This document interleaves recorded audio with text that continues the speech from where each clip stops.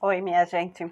Então, concluindo a leitura do prólogo de O Inconsciente Estético, de Jacques Rancière, ele falava que um exemplo para compreender esse outro modo de enxergar a arte, né? O conhecimento do que não pensa, mas o conhecimento, digamos assim, não só daquilo que não pensa, mas também o conhecimento que não se organiza, o conhecimento confuso.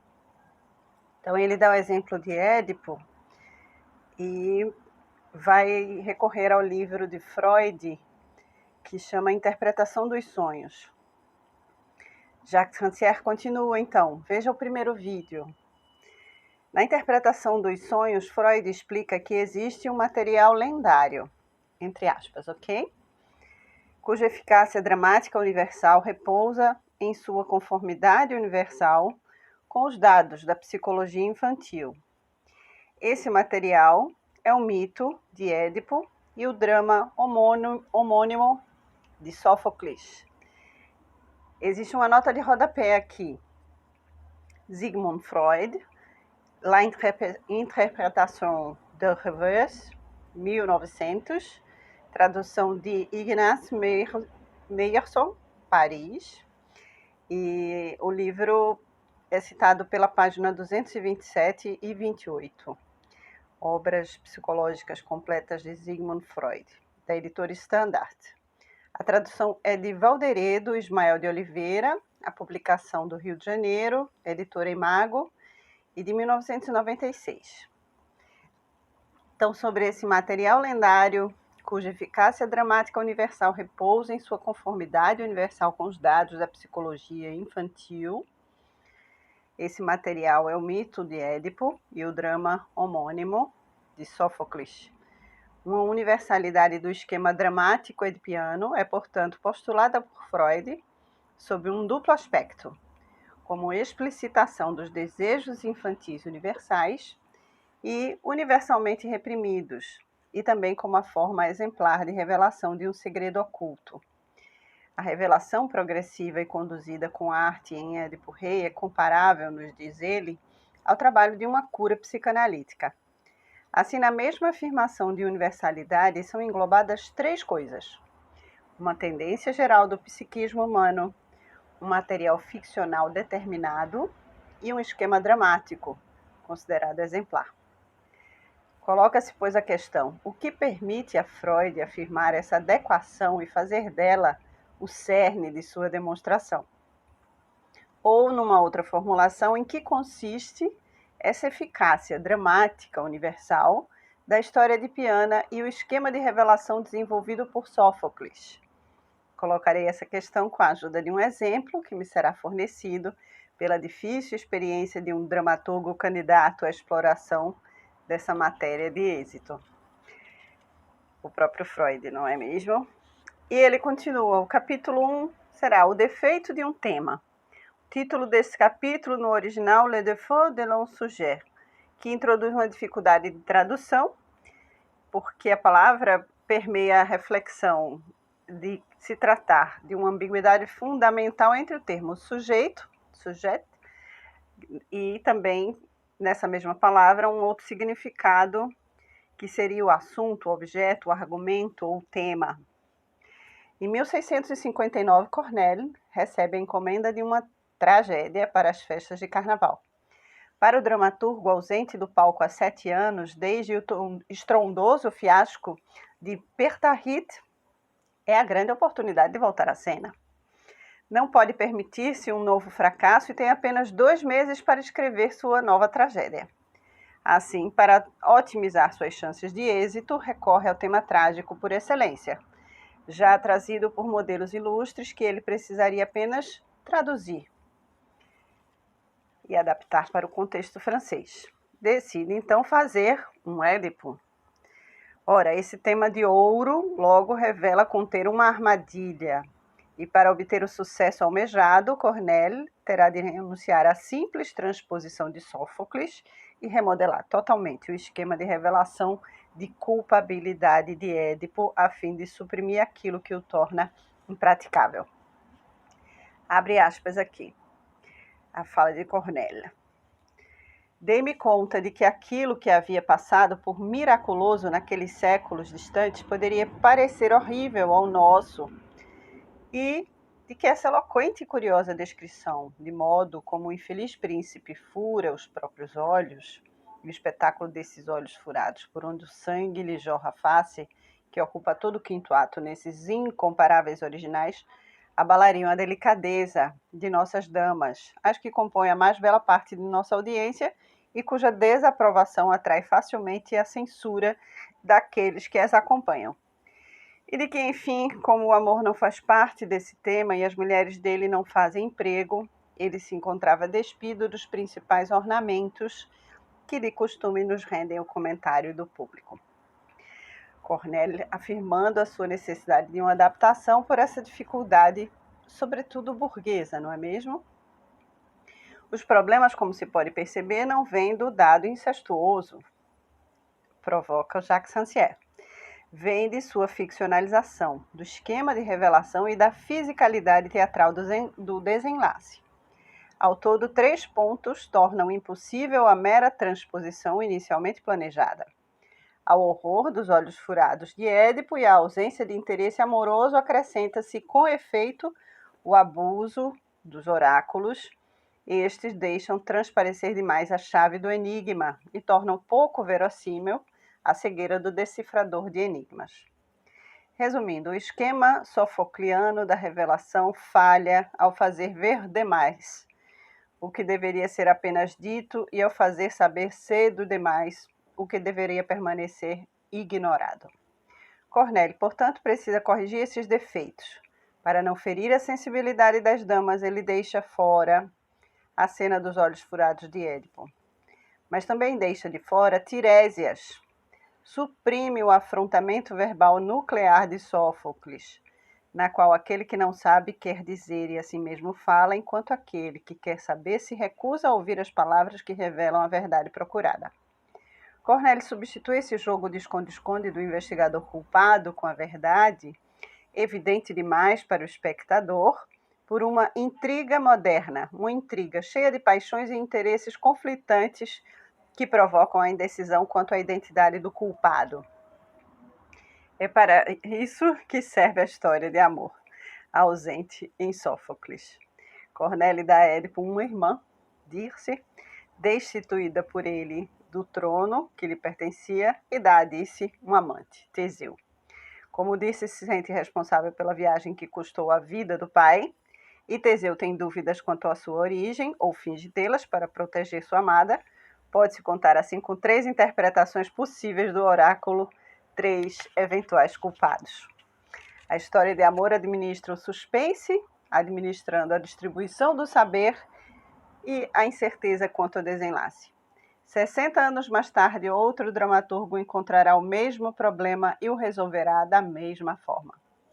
Para sua estreia na carreira dramática, o jovem Voltaire, daí devem ter tirado os dadaístas o nome do seu cabaré, então com 20 anos também escolheu o tema Édipo, e contrapondo-se a Sófocles, ainda mais abertamente do que Cornélia, denunciou as inverossimilhanças, aqui entre aspas, da intriga de Édipo Rei. É inverossímil que Édipo ignore as circunstâncias da morte de seu predecessor Laios, inverossímil que não ouça o que lhe diz Tirésia, e que insulte como mentiroso a quem mandou chamar como venerável profeta. A conclusão se impõe radical. Abre aspas. É um defeito do tema, disse, e não do autor. Como se não fosse da competência do autor corrigir seu tema quando este é defeituoso. Escreve Voltaire. Assim, Voltaire, por sua vez, corrige o tema encontrado, aliás, encontrando outro candidato para o assassino de Laios, que é o Filocteto. Menino outrora abandonado, louco de amor por Jocasta, desaparecido de Tebas justo na época do assassinato. E para lá retornando oportunamente quando se está à procura de um culpado. Um tema defeituoso, entre aspas. Assim parece na Idade Clássica, na Idade da Representação, o funcionamento da psicanálise sofocliana. E o defeito, repetimos, não se encontra na história de incesto. Não se pode alegar as dificuldades de Cornélia e de Voltaire para adaptar Sófocles contra a universalidade do complexo de Édipo. Em compensação, elas colocam em dúvida a universalidade da psicanálise edipiana, isto é, do roteiro sofocliano da revelação do segredo. Na perspectiva deles, o roteiro estabelece uma relação defeituosa entre o que é visto e o que é dito, entre o que é dito e o que é ouvido. Ele mostra demais ao espectador e tal excesso não diz respeito apenas ao espetáculo desagradável dos olhos furados. De forma mais geral, diz respeito à marca do pensamento sobre os corpos. E, sobretudo, faz com que se ouça demais. Contrariamente à afirmação de Freud, não é um bom suspense, uma boa progressão dramática quanto ao desvelamento da verdade para o herói e para o espectador. Mas então, o que compromete essa racionalidade dramática? A resposta é indubitável, diz Jacques Rancière. É o, entre aspas, tema, no original do francês, sujet, o próprio personagem de Édipo. É essa fúria que o leva a querer saber a qualquer preço contra todos e contra si mesmo, e ao mesmo tempo a não ouvir a palavra mal encoberta que lhe oferece a verdade que ele reclama. Aí está o cerne do problema, não só a delicadeza das damas é abalada por esse louco, pelo saber que acaba com os olhos furados, mas propriamente a ordem do sistema representativo que rege a criação dramática. A ordem da representação significa essencialmente duas coisas. Em primeiro lugar, uma determinada ordem das relações do dizível e o visível. Nessa ordem, a palavra tem como essência o fazer ver, mas ela o faz segundo o regime de dupla retenção. Por outro lado, a função de manifestação visível retém o poder da palavra. Esta manifesta sentimentos e vontades em vez de falar por si mesma, como a palavra de Tiresias, assim como a de Ésquilo ou a de Sófocles, sob a forma de oráculo ou de enigma. Por outro lado, ela retém a potência do próprio visível. A palavra institui uma determinada visibilidade, manifesta o que está escondido nas almas, conta e descreve o que está longe dos olhos, mas assim retém sob o seu comando o visível que ela manifesta, impedindo-o de mostrar por si mesmo, de mostrar o que dispensa palavras. O horror dos olhos furados. Então, a ordem de representação, em segundo lugar, é uma determinada ordem das relações entre o saber e a ação. O drama, diz Aristóteles, é a ordenação das ações. A gente já sabe, né? Sobretudo no cinema, o ordenamento dessas ações. Na base do drama, há personagens perseguindo certos objetivos em condições de ignorância parcial, cujo desenlace se dará no decurso da ação. Dessa forma, exclui-se precisamente o fundamental da performance edipiana, o patos do saber. A obstinação maníaca por saber o que é melhor não saber, o furor que impede de ouvir, a recusa de reconhecer a verdade na forma em que ela se apresenta, a catástrofe do saber insuportável, do saber que obriga a subtrair-se ao mundo do visível. A tragédia de Sófocles é feita deste patos, e é ele que o próprio Aristóteles já não consegue mais entender, recalcando atrás da teoria da ação dramática, que faz advir o saber segundo a engenhosa maquinaria da peripécia e do reconhecimento. É ele, enfim, que faz de Édipo na Idade Clássica um herói impossível, salvo com correções radicais. Impossível não porque mata o pai e desposa a mãe, mas pelo modo como aprende pela identidade que encarna nesse aprendizado a identidade trágica do saber e do não saber, da ação voluntária e do patos sofrido. Aqui é interessante ver que Nietzsche está muito presente, né? Um pensamento nietzschiano está muito presente em relação ao poder da verdade, ao ser para a vida, porque no momento em que também o Rancière reclama, reivindica a verdade dos fatos e não a reinvenção de uma história clássica sob tais subterfúgios burgueses, ele busca a mesma essência do que o poeta, filósofo reclamava. Em toda a sua dramaticidade, desde a genealogia do mal, ou mesmo em outros discursos, outros livros, como Além do Bem e do Mal, Nietzsche quer fazer ver a força, a potência que é gerada diante dessa realização da vida em si mesma, não é? E o Rancière reclama isso também para ele. O próximo capítulo chama-se a Revolução Estética, e ele vai trazer exatamente o Nietzsche nesse ponto, né? Já era reconhecível no primeiro capítulo, então ele vai confirmar a sua vinculação com o filósofo. A revolução estética é, portanto, todo um regime de pensamento do poema que recusa o roteiro edipiano. Mas a formulação pode ser invertida. Para que o privilégio desse roteiro seja enunciável, é preciso que seja revogado esse regime de pensamento das artes. Esse regime representativo, que também implica uma determinada ideia de pensamento. O pensamento como ação que se impõe a uma matéria passiva.